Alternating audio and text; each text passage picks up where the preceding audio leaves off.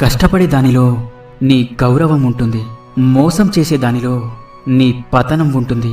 నువ్వు నిజాయితీగా ఉన్నంత వరకు ఒకరి ముందు నటించాల్సిన అవసరం లేదు. కొడుకు గుణం పెళ్లి తర్వాత తెలుస్తుంది, కూతురు గుణం వయసులో తెలుస్తుంది, భర్త గుణం భార్య అనారోగ్యంలో తెలుస్తుంది, భార్య గుణం భర్త పేదరికంలో తెలుస్తుంది, స్నేహితుని గుణం మనం కష్టంలో ఉన్నప్పుడు తెలుస్తుంది, అన్నదమ్ముల గుణం జగడంలో తెలుస్తుంది, పిల్లల గుణం తల్లిదండ్రుల వృద్ధాప్యంలో తెలుస్తుంది. మాటలు చెప్పేవాడి దగ్గరకు తాత్కాలికంగా జనం చేరుతారు, కానీ కష్టపడేవాడి దగ్గరకు విజయం శాశ్వతంగా చేరుతుంది. ప్రస్తుతం మనిషి మంచివాడు కావాలి అంటే మంచి పనులే చెయ్యక్కర్లేదు. ఎదుటివారి గురించి చెడుగా మాట్లాడకుండా ఉంటే చాలు. గొప్పవారి యొక్క గొప్పతనం వారు చిన్నవారితో ప్రవర్తించే తీరును బట్టి తెలుస్తుంది. ఎక్కడ విన్న మాటలు అక్కడే మర్చిపోవాలి, ఇక్కడివి